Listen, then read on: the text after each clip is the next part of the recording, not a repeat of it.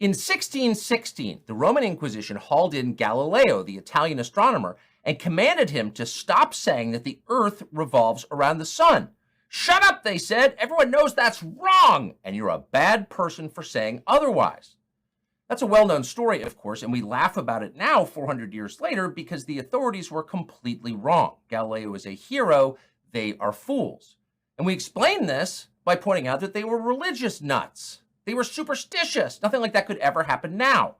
But it turns out the one constant in human history is human nature. And not only does it happen now, it happens more than ever.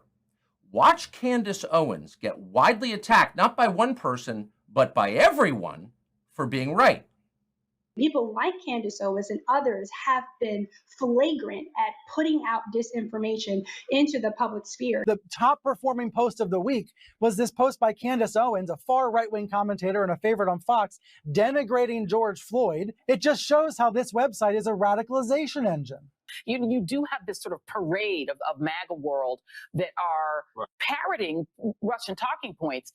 Tucker Carlson, Candace Owens, Tulsi Gabbard, I think somewhere along the line, they don't believe this, but they think that it's in their interest to say these things. These people are almost collaborators. That Candace Owens video was the top video on Facebook this past week, and she's saying all sorts of things about George Floyd and denying any systemic racism problems. And so there's a deeper fundamental issue with what the Facebook algorithm and all social media algorithms, what kind of content they reward. Others doubled down on vaccine disinformation. Folks like right-wing commentator Candace Owens, who told followers that she wouldn't take the vaccine even on her deathbed. Notice why they were attacking Candace Owens. What did she say? She said, well, actually, George Floyd was not murdered by a racist cop, much less by a systemically racist society. She said, actually, the vaccine doesn't work very well and it may be dangerous. She went on to say, no, Ukraine is not going to win the war against Russia. And for saying these things, every one of which has proven true, she was attacked as an immoral person, a racist, and a traitor to her country. What's interesting, however, is that no one leveling those attacks ever apologized to her. And so maybe like Galileo, she's going to have to wait for her descendants to get the praise for her truth-telling. And we thought that seems unfair. So we decided to invite Candace Owens into the studio and congratulate her face-to-face. Candace Owens, thank you for joining us. Thank you for having me. By the way, you're about to have another descendant. Actually, yeah, 40 weeks, but I was not missing this. I was so excited. I'm honored to be here. Well, so it's a little weird to see yourself. Look, we all get things wrong. I certainly have gotten a lot of things wrong. I think it's fair to be attacked for getting it wrong. But if you get it right, and it's proven that you got it right, and in 3 instances it has been proven that you did on the biggest issues of the day, shouldn't the people who attacked you apologize? And shouldn't someone at least point out, hey, Candace Owens was right about that? No, I think what tends to happen is they have too much ego and they're too proud and they want to sort of move on and pretend that they weren't as radical as they were in their stances and calling you a grandma killer, if you wanted to go out the door and get groceries or if you wanted to maybe see your grandma because grandma shouldn't be dying alone even if she is dying. So it takes a tremendous amount of humility to admit that you were wrong. People prefer to then pretend the internet will forget and just that they had more nuance than they did on the issue of the day, which is fine with me. I'm totally fine it's one thing not to admit you're wrong. I understand it's difficult to do that. I have to force myself. But to attack other people for being right and then apologize for it does seem immoral. It is immoral. And when we're living in an environment where there is a lot of media immorality, people would rather you parrot certain talking points rather than have a meaningful discussion and a meaningful dialogue.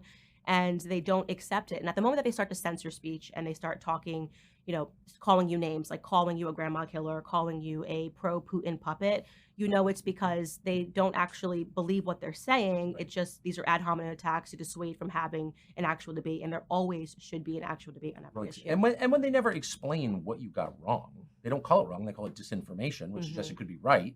That's usually a tell. And speaking of, so I was out of the country yesterday, and didn't have adequate internet access on the plane to really follow this. And I don't understand the context exactly, but the internet was dominated yesterday by video of Ben Shapiro, who you work with at the Daily Wire, I think it's fair to say, attacking you. Here's the video. I just want to get your reaction to it. Yes, the question was about Candace Owens. I think her behavior during this has been disgraceful. Without a doubt.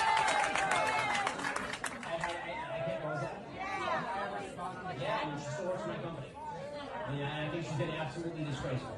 I think that her faux sophistication on these particular issues has been ridiculous. It's not faux sophistication, it's ridiculous. Everybody can see the moves that she's making and the things that she's saying, and I find them disreputable. So maybe there's a point in the video where he explains what exactly you did wrong and how you were wrong. I haven't seen it. But to call somebody, quote, absolutely disgraceful, particularly a coworker, seems like a pretty big step. And I really don't know the background here. What is that about? You know, there isn't much of a background. I saw the video when everybody else saw it when I woke up. No one warned you about it. Nobody warned me about it. It looks like maybe he didn't know he was being recorded. It looks like it was some sort of a private event. I got no clarity on the issue that he was particularly speaking on. And in what was said, I can't respond to it beyond what he's saying because it's just ad hominem attacks. I don't know. Yeah, because it's not, we disagree, or Yeah. I don't think she's correct, or maybe she doesn't know what she's talking about. It's absolutely disgraceful. Yeah, exactly. And so I can't respond to it on a level of intellect because there's nothing that he has expressed in that, at least in that short clip, that he fundamentally disagrees with in terms of what I said. But I will say that I'm not going to respond with the same ad hominem attacks. Yes. I don't think it helps further discussion. And if that was me that was caught on a video saying that about colleagues that I work with, I would be embarrassed. So I think that the video speaks more to Ben's character than it speaks to mine. Has he texted you to apologize or explain or anything? No, nothing. I haven't heard a single word. It just was sort of something that he said. And you know what? Ben and I have many disagreements, so I don't think that that's particularly something that's interesting. We disagreed on the COVID vaccine. We disagree on Ukraine and Russia. He has taken virtually every stance that has been the opposite of mine on every issue over the last 5 years. So I don't think that that's particularly On the COVID remarkable. vaccine. Really, I didn't remember that. Yeah, he was pro the COVID vaccine. I was anti the vaccine. We were all idiots for not getting the vaccine. So that's totally fine. I am totally open to people having a difference in opinion. Right. I would hope that amongst colleagues that it would always be a civil disagreement, and I would never in a private event stand on a table and talk badly about Ben. It's just it's a little weird. So he was on the left on those three biggest issues of our time, is what you're saying? He has converted his opinions. He's accepted responsibility. He said, I was wrong about the vaccine. Oh, good. He is, obviously pro pharma. His mom's a doctor. And I say to people, I'm very aware of my perspectives on big pharma, and I talk about it on my show openly. And I think that that's a tremendous credit to the Daily Wire that they allow a difference of opinions. But I as I said, hope that it would remain respectful and that you wouldn't throw your colleagues under a bus, so to speak. I think that's fair. And just for clarity, because I really don't know, is he your boss? I think there's a lot of misunderstanding about Ben's involvement. He's not the CEO of the Daily Wire. He is not making the day decisions at the Daily Wire. And I do want to make it very clear because people are like, how could you possibly stay at Daily Wire after this? I have a very good relationship with the co-CEOs of the Daily Wire. Especially right now, the acting CEO is Caleb Robinson. He's a wonderful person. He's worked very hard to be where he's at. We have a lot in common that we connect on. And so people don't get to see that, which is unfortunate. Ben lives in Florida. He's not a part of the day-to-day movement of the Daily Wire. The rest of the hosts have their shows situated in Nashville. So we see each other every day. We talk. There's great camaraderie. And there's actually more agreement. There's actually a lot of people that are, as I describe myself, just pro-America first. And I think I've been that way consistently throughout my political career. Whether people agree with it or not in different moments is up for debate. But I don't want that video to become a reflection of how the Daily Wire works and the Daily Wire operates, because I have had a very good experience with the CEOs and, love Michael Knowles, love Matt Walsh, Andrew Klavan. We all get along really great. Well, it certainly speaks well of the Daily Wire then. So it's not, a clip like that on the internet, Candace Owens is out or something. That's doesn't sound like that's what it means at all. Yeah, no, it's a small group of people. We see each other every day. Right. Brett Cooper is another one who just joined about 2 years ago. She's great. She's up and coming. And there's a lot of stuff that we're working on. And that's why I think this video is even more unfortunate, because people see him as a figurehead, rightfully so, of the Daily Wire. And it allows people to, speak energy into the Daily Wire that isn't necessarily there because he's not there on a day-to-day basis. Okay, that's very interesting. So if we could take 3 steps back and give us the context for this debate, how are you on different sides of it? I haven't heard you endorsing Hamas. Like you're not. No. Well, I have not endorsed Hamas in any way, and yet people have interpreted things that I say, or actually rather things that I don't say. It's becoming very much reminiscent to me, and why I have used my platform to say this, of Black Lives Matter, where if you don't say anything, they say your silence is violence. If you say something and it's even-handed and it's nuanced, which is to say, during the times of Black Lives Matter, you might say, I don't support police brutality. Who does? I don't support racism. Who does? But also, I think that police are a crucial part of every city. We need to have Of course. policing in cities. So these calls to defund the police are immoral and wrong and are going to lead to more Black deaths. People didn't want that nuance. When Black Lives, following George Floyd, there was no nuance. You had to explicitly say defund the police. You had to post a Black square. If you didn't post a Black square on Instagram, by the way, specifically on the platform of Instagram, and you maybe were busy that day, maybe you were in another country, maybe you just didn't log on to Instagram, you were accused of being a racist. I'm seeing a lot of that behavior right now when it comes to the Israeli-Palestinian conflict, a conflict that I have seen every single person, including myself, condemn what happened on October 7th. Because who wouldn't condemn terrorism? It's obvious. Right. Who would not condemn innocent Israelis dying? But if you then say that it is also sad when an innocent Palestinian child dies, suddenly this is pro-Hamas, or you need to say, even when you're talking about how sad it is that a child dies, you need to button that statement by saying, but that child was a human shield. That's not going to be my response. First off, as a mother, that's not going to be my response as somebody who is about to give birth. When I see these images of children involved on both sides of the conflict, I've pointed to the people that are mocking dead Israeli children and said that they are horrific. I am even keel on this matter, and yet people think that you need to be extreme. So people that have become more radical and extreme are perceiving a moderate stance as not enough. And Because I was about to say, people can disagree with you or agree with you or whatever, but you certainly don't seem radical on this topic. I'm definitively not radical. My stance has not changed in terms of whether or not America should be involved in this conflict. Whether we were talking about Afghanistan, my comments have been clear. They've been documented for years. Whether we are talking about Ukraine and Russia, my comments have been clear and they have been documented. I mean, you can go back to me even talking about NATO expansion before things erupted between Russia and Ukraine, and having a meaningful discussion about how much expansion is too much expansion. How would we feel if we had troops on our border? These are things that should be allowed in an academic discussion. You should be able to sit on stage and should be able to debate these ideas without using ad hominem attacks to say that you're a pro-Putin puppet or you're pro-terrorism. Even in the aftermath of 9/11, something that we all remember as part of my childhood. I think I was in 7th grade at the time, and I'm born in the New York City area, so this was a very big deal. If a person the day after 9/11 wanted to debate the Patriot Act, it's not fair to call them terrorist sympathizers. No. Actually, they would have been proven right in the long run. That act, we gave up a lot of our freedoms. And I think there was only one congressman, a Republican, that was against the Patriot Act at that time. So it's important, actually, when you start making decisions in a highly emotional time, that people sit down and have these academic debates. And there are people that are saying, no, it doesn't matter because people are dead, that you need to just choose a side. And that needs to be it. It needs to become tribal.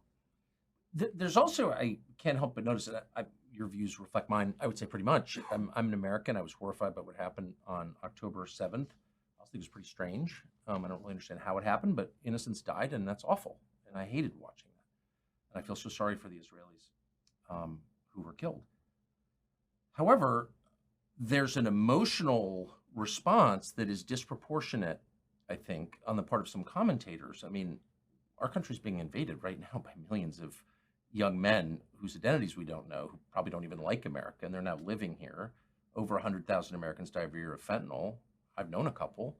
Those are real tragedies. I've never seen anything like the emotion from any commentator around those tragedies as I'm watching about a foreign tragedy. I think that's odd. I think what tends to happen is, of course, we all have elements of selfishness within us. And so when it particularly pertains to an issue that impacts you, I was strongly speaking out against Black Lives Matter as an organization very early on as a conservative, because I understood what the implications were going to be of defunding the police. Right. It was an issue that was important to me. I created an entire documentary to talk about this issue. Yes. And I held on for a long time, and people began to see that actually I was telling the truth. And now we have more death in inner city communities than we had before. Yes. These riots and these George Floyd protests calling for defunding of the police. And I think in terms of this, that's what's also happened, is that people that are pro-Israel are pro-Israel, a lot of them, because they have family members in Israel. I get it. They have homes in Israel. Yes. And so they feel very attached to this issue. And, I was very happy to host somebody who was pro-Israel. He's a pro-Israel comedian on my show the other day. And I explained this to him. I said, you are demanding that we have this same response that you are having about what people are saying on college campuses. The rhetoric on college campuses hasn't changed. Did you not remember what they were saying, what professors were saying?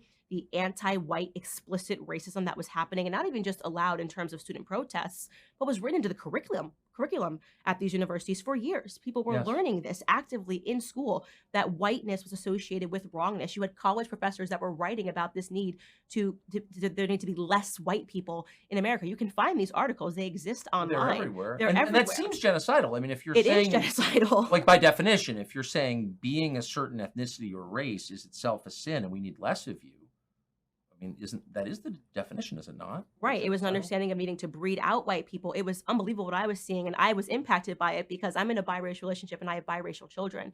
So you are telling me that my children are going to have to decide between whether or not they are white oppressors or they are Black victims. It doesn't stand for me.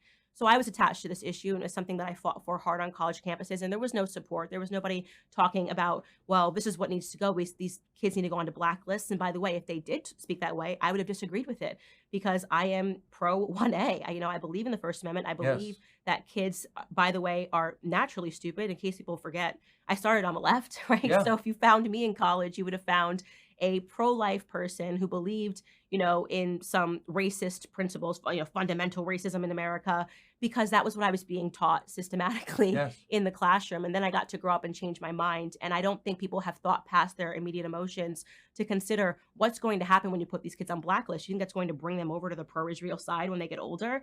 Most of these kids, especially when you're talking about the cream of the crop at these Ivy League universities, already have access to money and wealth and connections.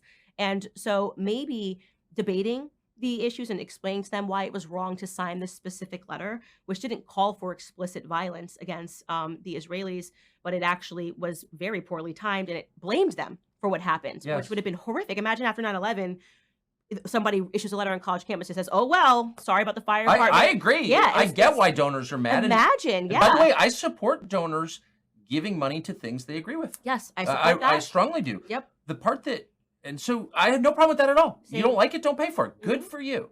However, then I thought, well, wait a second. If the biggest donors at, say, Harvard have decided, well, we're going to shut it down now, where were you the last 10 years when they were calling for white genocide? You were allowing this.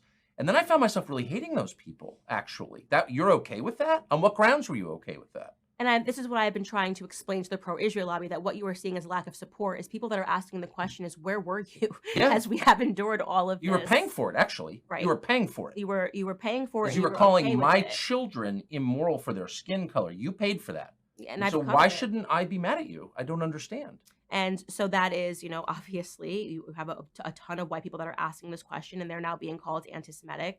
And I think that that's wrong. I think these are meaningful questions that deserve to be answered. Why was this sort of verbiage allowed into the curriculum? I mean, could you imagine if in the curriculum it said that every Jewish person born is a terrorist?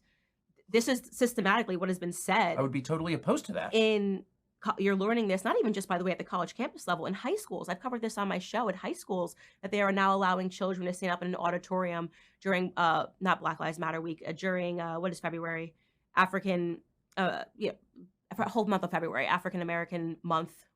Black History Month. I was like totally blanking. I'm like, what is February? Black History Month. They were allowing at this very elite school $50,000 per month to attend this school, per year to attend this school, for these children to stand up on a stage and yell in an auditorium. Black kids were allowed to be on the stage. White kids were sitting down at this elite school, and they said, "You don't know what we lived through. You don't understand how your whiteness impacts me." This is going on in New York City right now. That is explicit anti-white racism that is happening.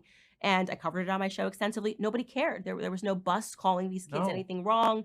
And so trying to explain that, of why people maybe are not reacting with the amount of vigor that you would like to see, is now being interpreted as anti-Semitism. So everyone's being called anti-Semitism. It's a little bit like watching the city of San Francisco in the week before Xi Jinping shows up become totally clean, sparkling clean. There are no junkies or rapists on the street. And you feel like asking the authorities, well, wait, you had the power to do this, but you didn't? You had the power to stop racism at Harvard, but you didn't? Why are you not a criminal, actually, for allowing that? I don't have you asked anybody this? Have you asked a donor this? I've been trying to get one on the show. I support what you're doing. It's great. Don't pay for what you don't like. But you did like the white genocide stuff. You're kind of okay with that, huh? Right. And I've even asked, did you use your platform to speak out against it? Because I've been speaking out against this for years. And now you're demanding that I use my platform to focus on a conflict that's overseas. Yeah. And the answer I tend to get is no. I didn't talk about what was happening. I didn't realize it was happening. So it actually is quite a selfish viewpoint, which we all have. We're all guilty of Oh, it. I get it. I get We it. write ourselves into the storyline. How is this going to impact me? And that is, I think, is why it feels existential for other people and not existential for people that have been dealing with this for the last decade. I know, but it's a pretty simple principle that, I mean, existed at 54, I can tell you, in this country for a long time, certainly from, say, the Civil Rights Act until, I don't know, 15 years ago. You're not allowed to attack people on the basis of their race in public. I mean, everybody has bigoted views probably, or thinks their group is best or whatever. It's pretty normal. But you're not allowed to say, I don't like you because of your race. Like, you're not allowed to do that. Why can't we just return to that standard? I'm missing it. Right. And this has been a dialogue that I think some of us have been having for years. Some people are just now jumping into this dialogue. And I don't fault them, their emotion, but I'm not Yes. going to become a radical and rise to that level of emotion. I think my takes have been very moderate. Even people that are reading into things that I haven't said are unable to explain to me why what I'm saying is not okay. They can't point to a specific sentence that I said that was wrong. It's more about how they're reading into the sentence, which if it's how you are reading into it, that is your emotion. And as I said, my views have not shifted since I Right. got into the political sphere. I have always been pro the First Amendment. I have always been pro staying out of foreign conflicts. And I'm sorry if that feels to you like a personal attack. There's this wonderful Thomas Sowell quote where he says that people that are used to special treatment, when you start to treat them the same, feel like they're being discriminated against. He says it much more eloquently. He's Dr. Thomas Sowell, but that's the gist of it. And I think that what we're seeing right now is things that are being perceived as a discrimination, and it's not discrimination. I'm just treating you the same as everyone has been treated. And throughout at least my dialogue and the things and monologues throughout the last 6 or 7 years. Yes. And I do also want to say that I find it particularly despicable, as I have said on my platform, when people who are pro-Israel are now being called anti-Semites for asking meaningful questions. I talked about Charlie Kirk. Charlie Kirk, following the attacks on October 7th, turned to the Israeli government and said, how did this happen? He talked about Israel being the size of New Jersey. He's been there many times. He funds thousands of students to go there and to visit. He's honestly radically pro-Israel, I would almost Yes. say. It's probably a fair thing to say think about that's Charlie right. Kirk. Yeah. And he was asking these questions with the intent of, if these were your children and they were involved in this horrific attack, wouldn't you want to know these answers? He's like, Yeah. you can't move 5 feet without seeing an IDF soldier. I've been to Israel, and that is a fact. I have too, a number of times, and I admire their border barriers, and I always have. I always think, I wish we had that. So that's a totally fair question. Totally fair question that he asked, and it got interpreted, and then there were suddenly these attacks asking the question of whether Turning Point was seeping with anti-Semitism, and how unfair to, after all of the work that he has done to support your cause, to turn your back on him and to call him an anti-Semite because you don't like a question that he asked that actually was being asked from the heart and with a little bit of rage toward this even being allowed to happen. We always have to hold our governments accountable in how they are And responding. plenty of Israelis, some of whom I know, are asking that question, and why wouldn't they? So you said a minute ago that one of your concerns about having a news story or a public conversation defined by emotion is that it allows the people in charge to change our lives and to take away our civil liberties because we're so distracted by the rage that we feel or the sympathy that we feel. I mean, these are some good feelings too, but we can be manipulated during moments like this. Here, case in point, here's a woman who is running for president, the former governor of South Carolina, Nikki Haley, explaining that because of these attacks on October 7th, the rest of us need to register with the government in order to express our opinions online. Here she is. When I get into office, the first thing we have to do, social media accounts, social media companies, they have to show America their algorithms. Let us see why they're pushing what they're pushing.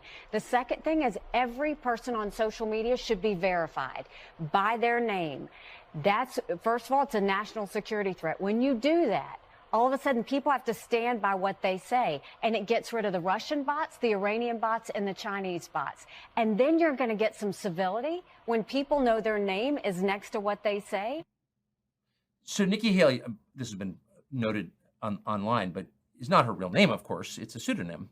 And so she's not even using her real name and telling us that we have to register with the government under our real names in order to give our opinions. That's obviously contrary to the First Amendment. I don't know why the anchor didn't say something about it to her, but sort of nodded, oh, it's accountability. But it's fascism, actually. So, like, why isn't Nikki Haley getting laughed off the stage? Well, Nikki Haley is someone that I would describe as radical. She's a Yeah. radical in this moment, and she's trying to present her opinions as not radical by hiding behind a terrorist attack, and it's not going to age well. So right now in this moment, people are like, this rhetoric is totally fine. You're going to look back in a year, and people are going to say, actually, this was kind of crazy. Some of the things that she said, she, in my view, has become increasingly radical every time she even hits the debate stage. I don't even know, what country she's running for president in. Right. And I think Vivek Ramaswamy called her out accurately. And based on even my own personal experiences with her, which I've documented on my podcast, as somebody who isn't looking to actually win president, doesn't No. want to become president of the United States. What she's looking to do is to secure certain contracts after she leaves the stage and, Yes. and she loses. And so for her, the motive are relationships that she's going to build and money that she's going to earn, as best evidenced by the fact that when Nikki Haley left her ambassadorship, she was broke, and now she's a millionaire, multimillionaire. And you have to ask how that happens. And Vivek Ramaswamy has had the courage to talk about her contract with Yes. Boeing. So her concerns are not about American citizens whatsoever, which is why it's all about sort of kowtowing to the person that I think that she believes, or to people that she believes can write her the biggest checks. That's been my assessment of Nikki Haley from the very beginning. It's still my assessment now. Take it or leave it. But you've been attacked for saying that. And in fact, she's not hardly alone in that. I mean, a lot of politicians, in fact, almost all politicians respond to their donors. It is, I'm not attacking anybody, but that's just a feature of the business, right? So you say, well, Nikki Haley is responding to her donors, and all of a sudden that's like blood libel or something. It's foolish, and I won't play the game. Obviously, money is motivating for a lot of politicians in DC that never leave. I mean, You think? Seriously, it's common sense, and yet sometimes people try to twist that narrative and pretend that what you're saying cannot be said because in this moment right now she's being pro-Israel. So you can't talk about Nikki Haley and money, even though I spoke about this way before October 7th. From the second she announced that she was running, Yes. I talked about my personal experience with her and how much she was charging for speaking fees. At the time, it was $300,000 plus a private plane for her to go anywhere to speak after she left her ambassadorship. And she came with a list of prepackaged questions. So her assistant at the time, you were not allowed to ask her one question off script. Any person that hired Nikki Haley at this time will tell you this. So her answers are practiced, her answers are rehearsed. And her answers are rehearsed because she wants to make sure that she doesn't upset the people that are writing the checks. So I said that literally the day she announced she was running for president. And now all of a sudden something that I've been consistent on is being misconstrued as anti-Israel or anti-Semitic because Nikki Haley is being radically pro-Israel. So it does concern me, however, because in American 2023, the only people defending the First Amendment, the foundational right, the right that precedes all other rights, which is the right to say what you really believe and prove you're not a slave, the right is the only group that defends that freedom. And now they're not. Now they're saying, well, actually, maybe you need to register with the government before you're allowed to talk. So if the left's obviously opposed to the First Amendment, now a lot of the right is opposed to the First Amendment. So, like, how do we keep the First Amendment? Yeah, I think this kind of is almost what Trump was referring to when he talks about the swamp. They get a little taste of what they can earn for themselves, and they kind of go further into this, and it actually doesn't become about America at all. And I think at this particular moment, you are seeing a fracturing on the right. There are people that are pro-America, America first. I am a person that considers myself pro-America, America first. And it absolutely makes my skin crawl when people try to tie America's success to what we have to do overseas. I believe in national sovereignty. I believe that America has what it takes here at home to be a great nation. And Yes. actually, I think history sort of tells us that once we started this campaign of international liberalism following World War II, things kind of started falling apart, Yes. especially this a steep decrease following the 1960s without question. I mean, socially, morally, economically, this has been a nation that's in decline. And so I cannot stand when I see these politicians on stage emoting and saying sentences like, we can do both. Look around you. Does it look like we can do both? Where is your evidence to support the claim that America can do both? Because I'm looking around and it's very clear, it's very obvious that we cannot do both. Our children are failing academically. People are fearful to go into inner city communities. We have people that are suffering from depression, overdosing on fentanyl. We're fundamentally an unhappy nation because we don't have an identity because of these things. We don't have an identity. We've completely lost what it means to be an American. It is why I feel very inspired when I hear someone like Vivek Ramaswamy speak and talk about American Yes. principles. I hate the way that they illustrate their opinions about people that want that old America, that are nostalgic about that America. When someone says, and I've heard of this statement, and I can't remember who said it, but you can't be pro-American unless you're pro-Israel. I just thought of the person who's probably in West Virginia who had both his legs blown off, right, fighting overseas, who is pro-American, and you're telling him like, no, no, no, unless you agree that every single war should be everywhere, you're not pro-American. We've lost our identity. I mean, that's completely a foolish thing to say. And I say this as somebody who, if I was going to be radical anything, I'm probably radically pro UK, right? Yeah. I married a Brit.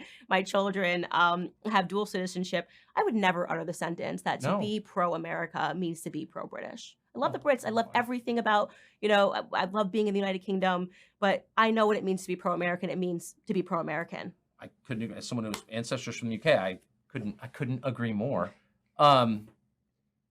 You got to kind of wonder where this is going now that, basically no one in the establishment in Washington is for the front runner in the Republican presidential primaries. Trump gets the nomination. Like, what happens then? I think you're going to probably see the same things that we saw in 2015 and 2016. I think there has always been a never Trump contingent. Right. It has manifested itself now as pro DeSantis. A lot of the never Trumpers became, very pro DeSantis. Yep. Some elements of it, obviously, people that are war hawks, people that want to kind of keep the military industrial complex going Right. everywhere, People who have endorse always been anti-Trump. So, hate speech laws. yeah, hate speech laws that are dressed up as something more noble. And it's like, no, this is actually a law that is fundamentally anti-speech. And if you want to debate that, we can, and we should have that debate. But it, again, always seems to be reduced to smears and libels and not an academic discussion, which it should be. So I don't think this is new. I think it's just kind of reappeared as something else. And we have always had these people.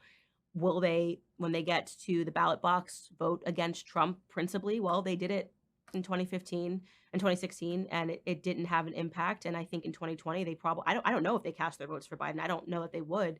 I have taken myself out of political prognostications entirely. Yeah. It's very difficult, I think, Wise. now. Yeah, because I obviously am always hoping that America wins at the ballot box. People that are focused on American initiatives are focused on wanting citizens to be successful here, not making them feel guilty about wanting to feed their families, not making them feel guilty about what they're seeing at the gas station that they can't afford, despite the fact that they do what they're supposed to do day in and day out. They wake up, they go to work 9 to 5, and the government is taking everything and telling them that there's some new moral crusade. Every time you blink, there is a new moral crusade. How many have we lived through in just the last 2 years? COVID, it was a global moral But crusade. food prices are never a moral crusade, I notice. Never. God forbid you want to be able to afford a pack of bacon for your family. God forbid you say that publicly.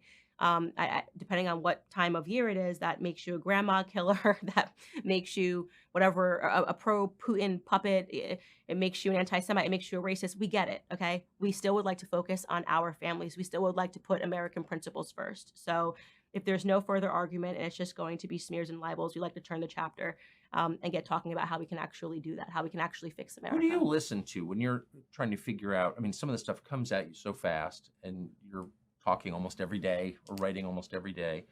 Who do you read or listen to try to make sense or bounce ideas off of? You know, Who do you I trust? have been obsessed with Thomas Sowell. And everybody knows that I am pretty much a Thomas Sowell groupie. Everything he writes, I read. And it is because he was a part of my awakening story into politics and made me focus on the economics, which is to say, block out the noise and pay attention to the Yes. economics, go backwards in history to understand where we are. When has this worked? Oh, it's never worked. So they're telling you that it's going to work into the future. And there's no evidence to support that.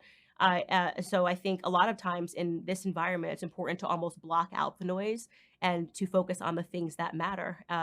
The economic debates that people are having right now, which don't make sense. How much more debt can America be in as you're trying Right. to convince us that we're going to get out of it if we just commit to one more war? By the way, where is all of this money going? It's incredible to me that the government has the ability to reach into our accounts and to read every single line of what we spend down to your Zelle payments and your PayPal, and yet we just can't get an accounting for how they're spending their No. money. It's incredible when tech works and when tech fails people.